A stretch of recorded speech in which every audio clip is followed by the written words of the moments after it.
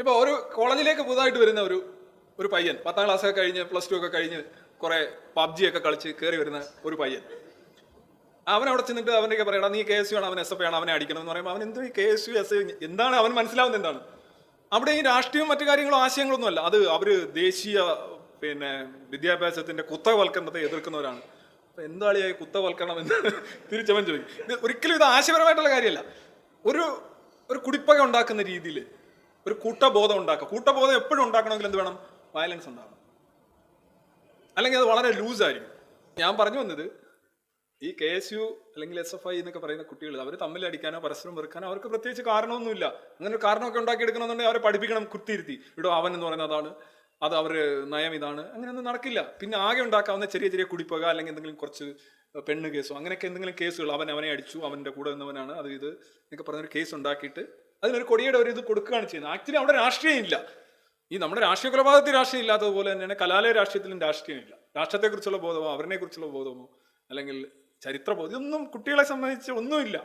അവരെന്തിനാണ് അടിക്കുന്നതെന്ന് പോലും അവർക്കറിയില്ല. അവരാകെ പപ്പറ്റ്സ് പോലാണ്. അവരിങ്ങനെ സ്ട്രിങ്സ് വലിക്കും, ലോക്കൽ നേതാവ്, കുട്ടി നേതാവ്, അതിൻ്റെ മേളിലെ നേതാവ് എന്ന് പറഞ്ഞ് ഇങ്ങനെ വലിക്കും. അവരത് അന്ന് വിളിക്കുന്ന ഈ പലപ്പോഴും കണ്ടിട്ടില്ലയോ, അവർ സമരത്തിന് വന്ന് പറയും ഇന്ന് സമരമാണ് സാർ എന്ന് ചോദിച്ചാൽ എന്തെന്ന് പറയും, അത് ഒരാൾ കൊല്ലപ്പെട്ടു, അതെവിടാ, എവിടാന്ന് സാറേ പറയാൻ കേട്ടോ. അറിയാം, അത് കൃത്യമല്ല, അവന് കൃത്യമല്ല, അവനിൽ ഇത് പാസ്സായി വന്നപ്പോൾ ആരോ ഒരാൾ എവിടെയോ കൊല്ലപ്പെട്ടിട്ടുണ്ട്, നമ്മുടെ പാർട്ടിക്കാരനാണ്, അതുകൊണ്ട് നമ്മളിന്ന് പഠിക്കുന്നില്ല. അപ്പൊ ഇത് ശരിക്കും നമ്മുടെ രാഷ്ട്രീയ കൊലപാതകത്തിന്റെ പല നടത്തുന്ന ആളുകളും ചെയ്യുന്ന ആളുകളെ എല്ലാം നോക്കുകയാണെന്നുണ്ടെങ്കിൽ ഇവരുടെ എല്ലാം അപ്രന്റീഷിപ്പ് എന്ന് പറയുന്നത് നമ്മുടെ കലാലയങ്ങളിലാണ്. അവിടെ ഇവർ ശരിക്കും പ്രാക്ടീസ് ചെയ്യുന്നുണ്ട്, നിർബന്ധിതമായി പ്രാക്ടീസ് ചെയ്യുന്നുണ്ട്.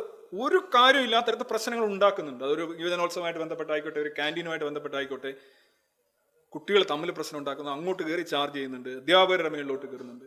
ഇത് അങ്ങനെ ഒരു കൾച്ചർ തന്നെ ഉണ്ടാക്കി കുറച്ച് പേരെ കൊണ്ടുവരുന്നുണ്ട്. പിന്നെ പുറത്തുനിന്ന് ആൾ വരുന്നുണ്ട്. ഞാൻ പറഞ്ഞാൽ ഈ സപ്ലൈ ലൈൻ എല്ലാ കലാലയങ്ങളിലും നോക്കുക നിങ്ങൾ, രാഷ്ട്രീയ അതിപ്രസരമുള്ള കലാലയങ്ങളുടെ മുന്നിൽ ഇതേ കണക്ക് ആളുകൾ ഇങ്ങനെ നിരന്നിരിക്കും, വണ്ടിക്കകത്തും ബൈക്കിനകത്തും ഇവരിങ്ങനെ നിൽക്കുകയാണ്, ഇവർ സംരക്ഷിക്കുകയാണ്, ഇവർ മോട്ടിവേഷൻ കൊടുക്കുകയാണ്.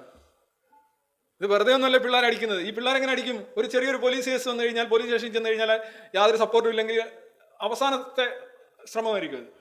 ഇതങ്ങനെയല്ല, അവർ ചെല്ലുന്നതിന് മുമ്പ് വിളിച്ചു പറയുക, അവർക്ക് അവിടെ എല്ലാ സജ്ജീകരണവും കൊടുക്കുകയാണ്.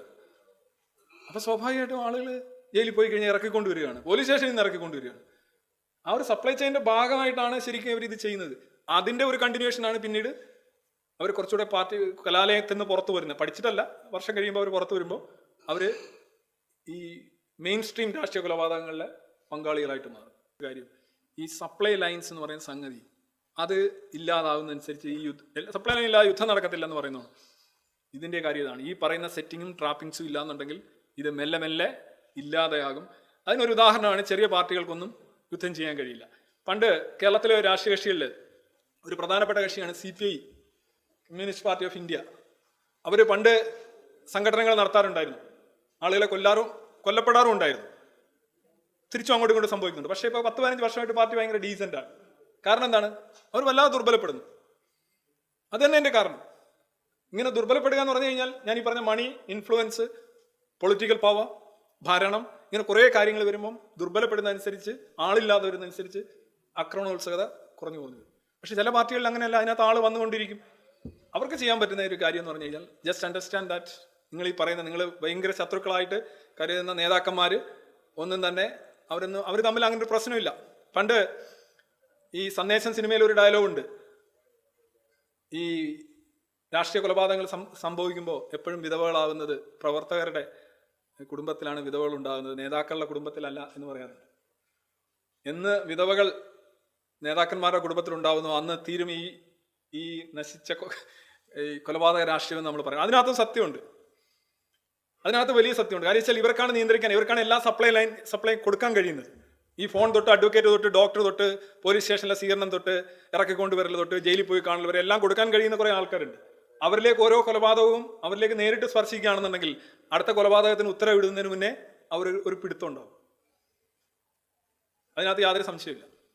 പക്ഷെ അത് സംഭവിക്കുന്നില്ല. പലപ്പോഴും ഈ അണികൾ എന്ന് പറയുന്ന ആൾക്കാർ അവർ കൊല്ലുന്നു, മറ്റവരതിൻ്റെ ഒരു നേട്ടം ഉണ്ടാക്കിക്കൊണ്ട് പോകുന്നു എന്നുള്ളതാണ്.